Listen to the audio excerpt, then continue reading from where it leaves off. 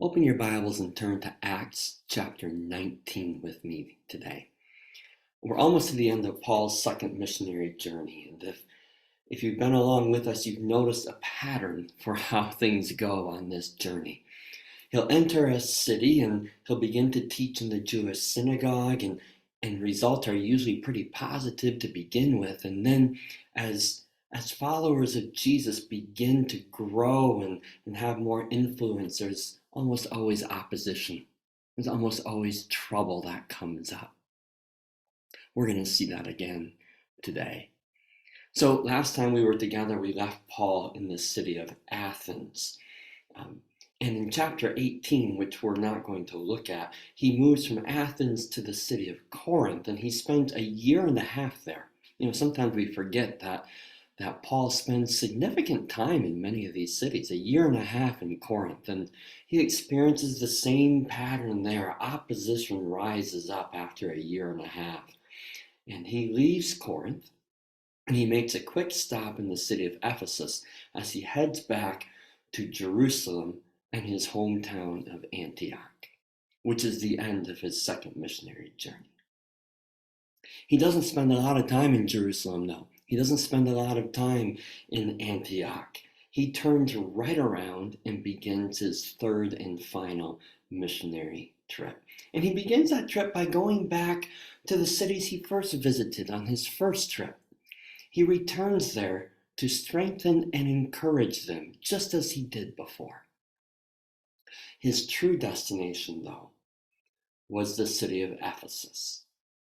And he spends 2 years in Ephesus. Chapter 19 tells the stories of what happens while he's there. And there's some pretty amazing experiences, right? People are healed.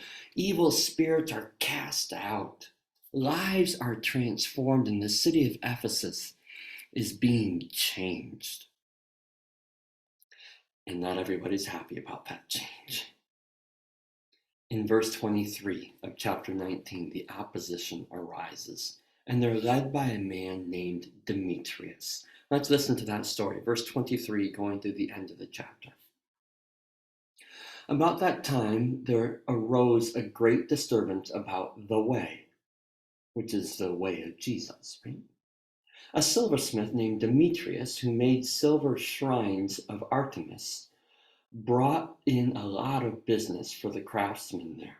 He called them together along with the workers in related trades and said, "You know, my friends, that we receive a good income from this business.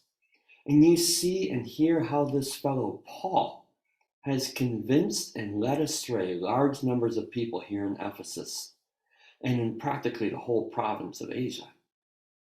He says that gods made by human hands are no gods at all.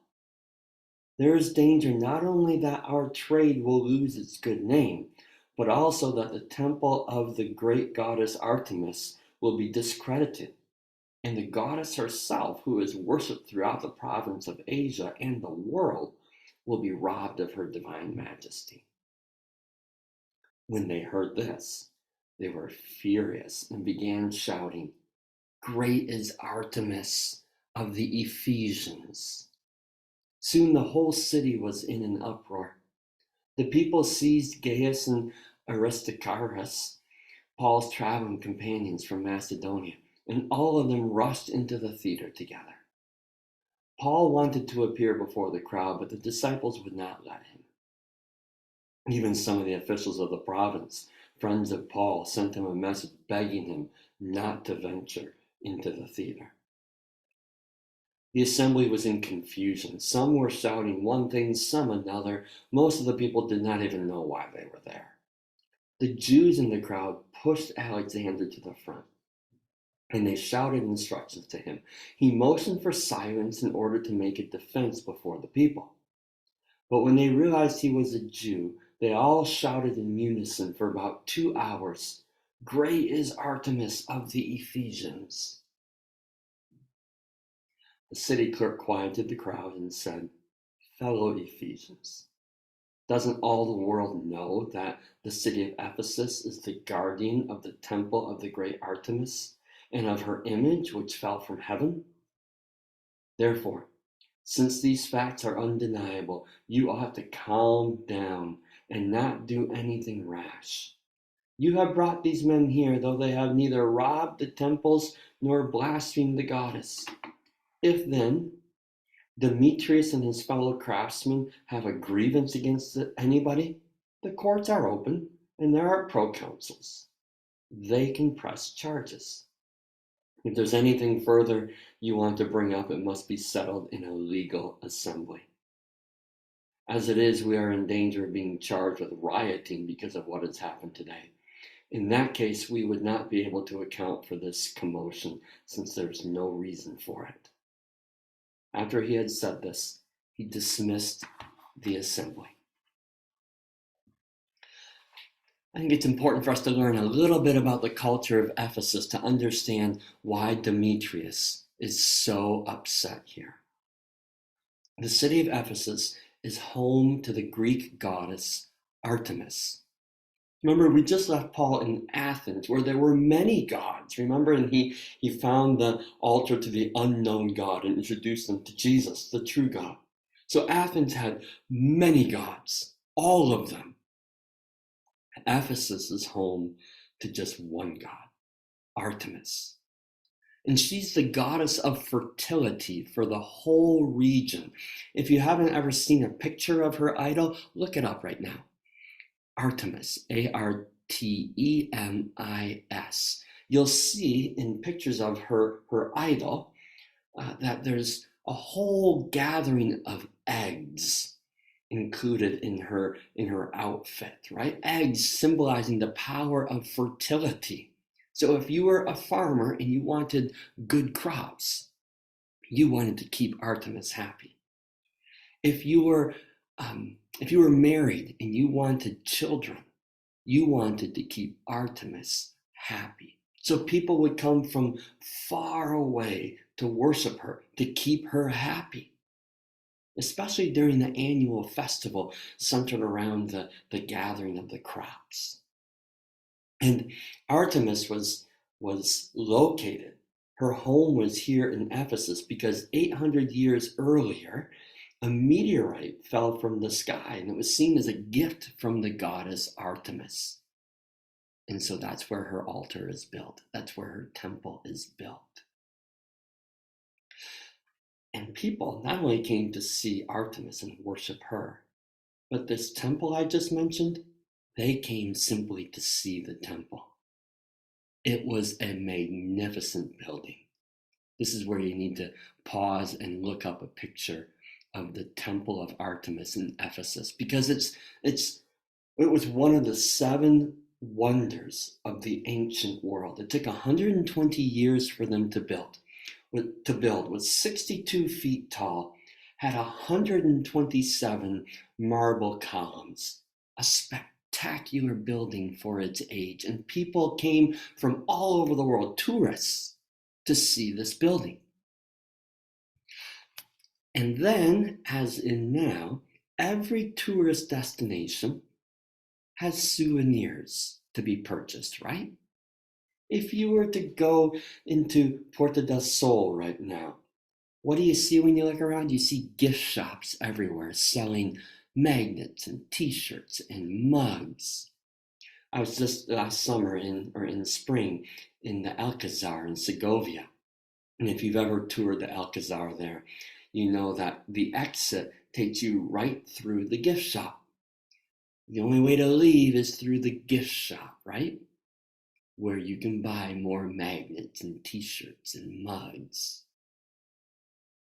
Well, Demetrius was in the souvenir business here in Ephesus. He made silver images of Artemis and made silver models of the temple. So whether you were coming for religious purposes or whether you were coming for tourist purposes, he served you. You bought souvenirs from him, and business was good. At least until Paul came along. Because Paul came along and he challenged the way that things have always been in Ephesus. He's preaching now that there's only one God, and it's not Artemis. It's Jesus, and you must worship only Jesus. And you don't worship him with idols or images at all. And so he's discouraging people from worshiping Artemis. He's discouraging people from coming to the annual festivals and rituals at the temple. And after 2 years of this, remember, Paul stayed there for 2 years. It's beginning to affect Demetrius's business. People aren't buying what he's selling. His very livelihood is being challenged by Jesus. And so Demetrius gathers his fellow silversmiths and those who market his wares, and he rallies them all together. Right, verse 25, he says to them, "You know, my friends, that we receive a good income from this business."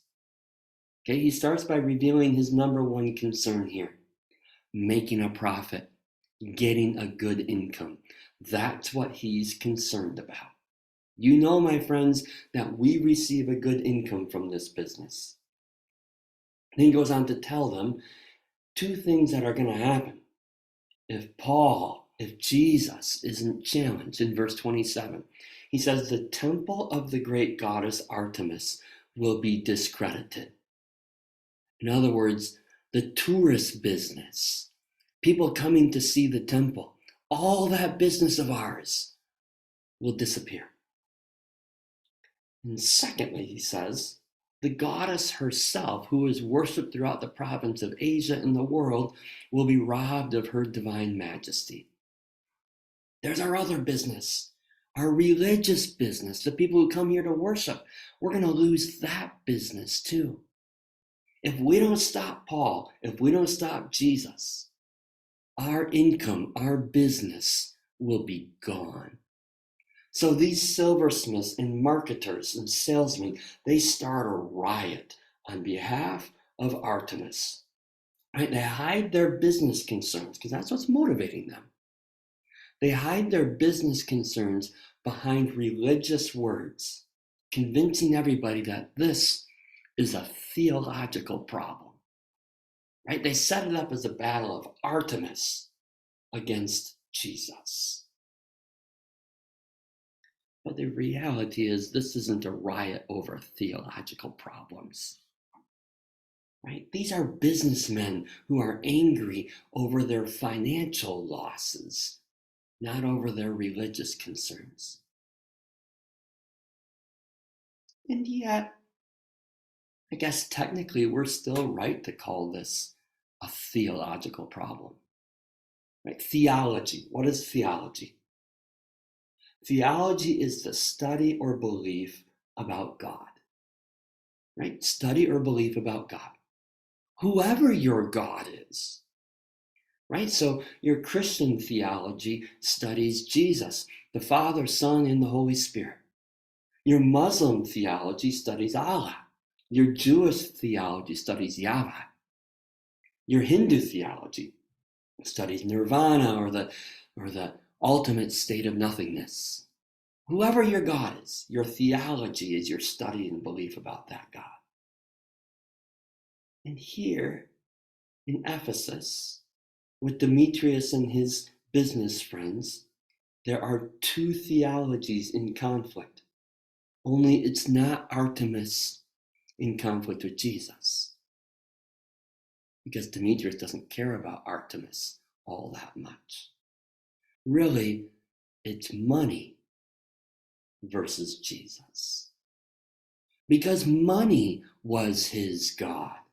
Money is what shaped his life, what formed his decisions, what he trusted for his safety and security. Money is what gave him purpose for living. His was a theology of silver. And he's not the first person that we see following a theology of silver, letting money be their God. Remember, way back in Acts chapter 5, we met Ananias and Sapphira. They claimed that God was their number one, that they worshiped him above all else. But their lie proved that money was their number one. that money was their God. Right? And so like Ananias and Sapphira, Demetrius and his friends, they served money before they served any other god. They wanted more money more than they wanted Artemis or Jesus or any other god. Right? Money determined their daily decisions. They trusted money for their safety. They trusted money to give them purpose for a living. Money was their deepest desire. Our culture today, we may not worship idols carved into stone or wood like Artemis. We look at that and we think that's ridiculous. It doesn't make any sense. But we certainly do have other gods, don't we? And money is one of the most powerful gods today. Many, dare I say most people today, are living a theology of silver. Right? We look to money to provide for us. Money brings us peace of mind. Money is what provides for our daily needs. Money is what shapes our decisions.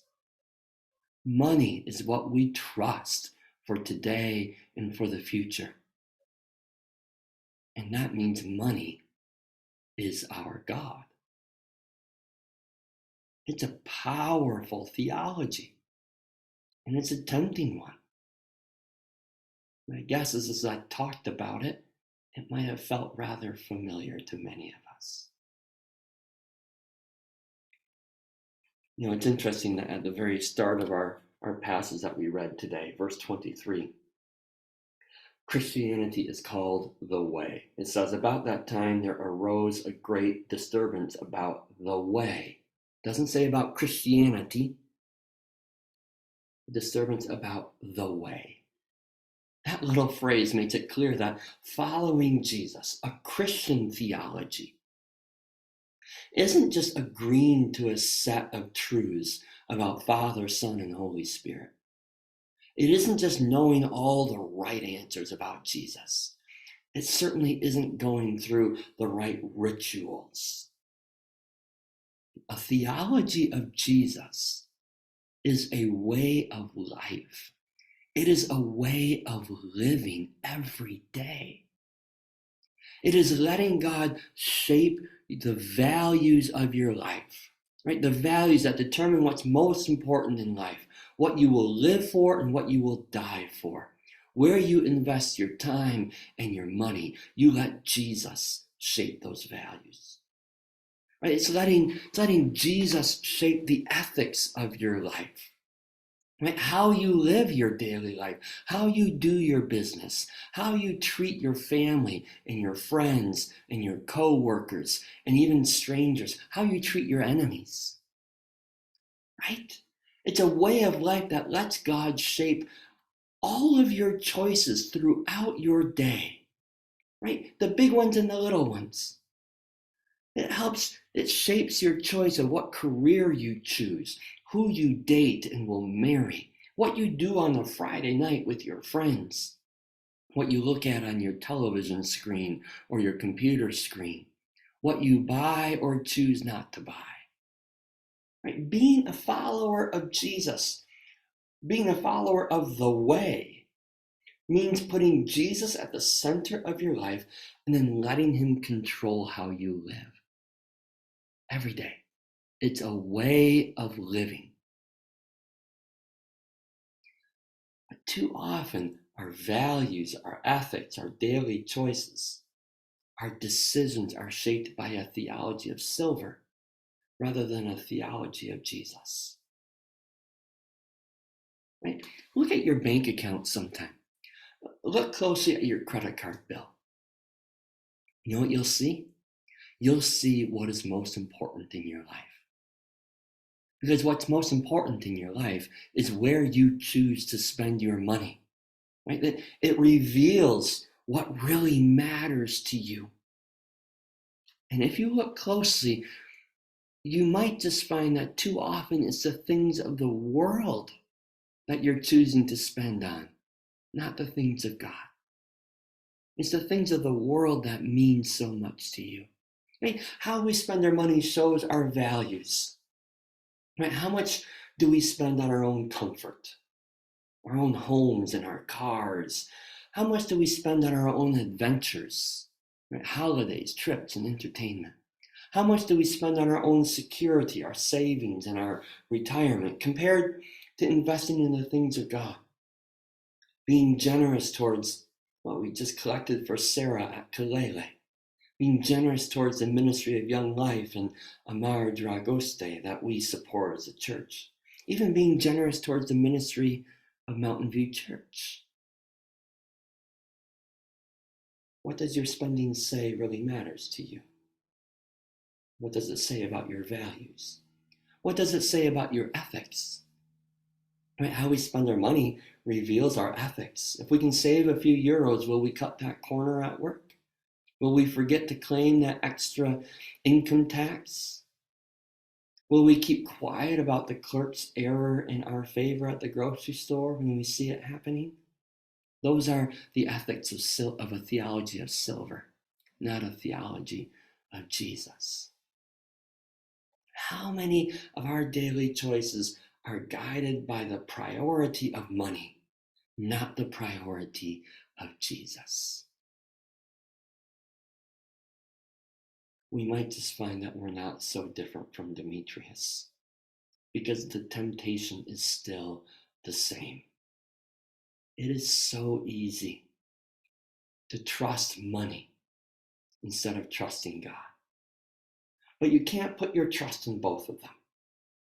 You can't follow both. We think we can serve two masters. Jesus tells us otherwise. Jesus says no one can serve two masters. Either you will hate the one and love the other, or you will be devoted to the one and despise the other. You cannot serve both God and money. You can't have two gods, two theologies shaping your life. Either Jesus is at the heart of all you do, or something else is. And the most likely candidate is money. You know, I just got back from the United States this week. So I was using US dollars while I was there in the States. And do you know what phrase is written on every US coin and every US printed bill? There it is, right under George Washington's chin. In God we trust. There it is, right above the written word one. In God we trust. There it is, above the monument on the $5 bill. In God we trust.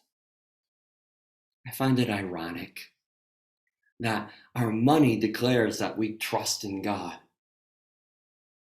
when really, most often, we trust in our money.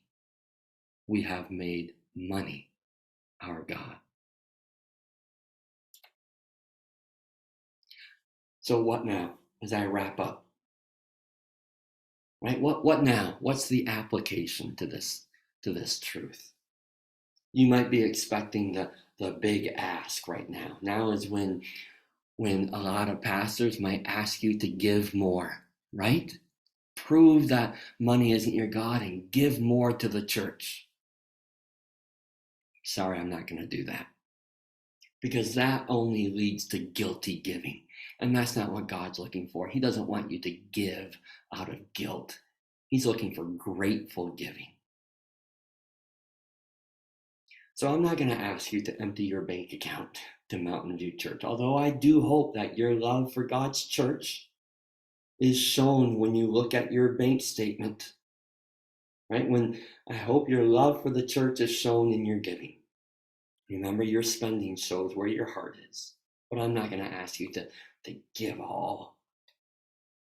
Instead, I'm going to let Paul answer the what now question. We're going to continue listening to Paul for a moment here, because he gives us our what now answer in 1 Timothy chapter 6. In that chapter, he's directing young Timothy of how to teach about money. And he gives the what now, right? He says this, we're going to break it into three parts. He says, command those who are rich in this present world. Let's stop there for a moment. That means he's talking about us, you and me. I just read that the World Bank tells us that 46% of the world lives on less than €5 a day. And so if you have more than €5 a day, then you are one of the rich. I would guess most of us, maybe all of us, are these rich ones. We have enough. So this is a message to you and to me, Paul says. Command those who are rich in this present world not to be arrogant, nor to put their hope in wealth, which is so uncertain, but to put their hope in God, who richly provides us with everything for our enjoyment.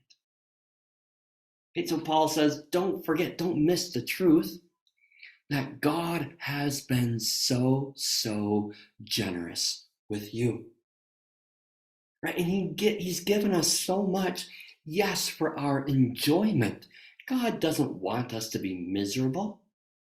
He wants us to trust him and enjoy what he's given to us. But he teaches us how to truly enjoy what he's given to us. You want to experience true joy? Here you go. Here's your instructions. Command them to do good, to be rich in good deeds, and to be generous and willing to share. In this way, they will lay up treasure for themselves as a firm foundation for the coming age, so that they might take hold of the life that is truly life. There's your checklist to experience true joy in life. True joy doesn't come from getting more money, more stuff, bigger experiences, spending more on yourself. No, Paul says true joy comes from doing good, being rich in good deeds, and being generous and willing to share.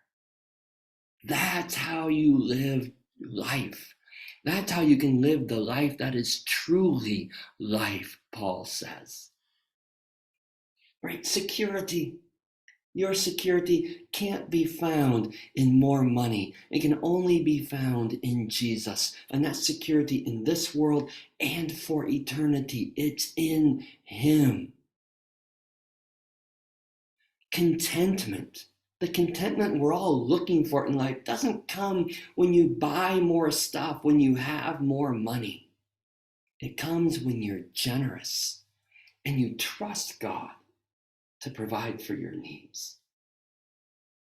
And true joy doesn't come from all those experiences money can buy.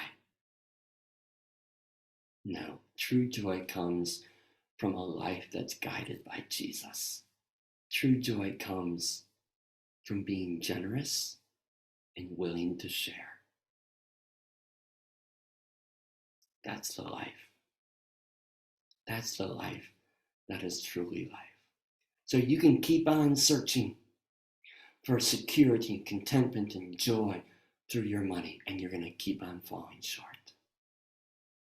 Or you can make Jesus your God. Trust him. Be rich in good deeds. Be generous and willing to share. And live the life that is truly life. So if you're still searching for security, contentment, and joy, you might want to look at your theology. Who is your God? Where do you put your trust? In God we trust. In God do you trust?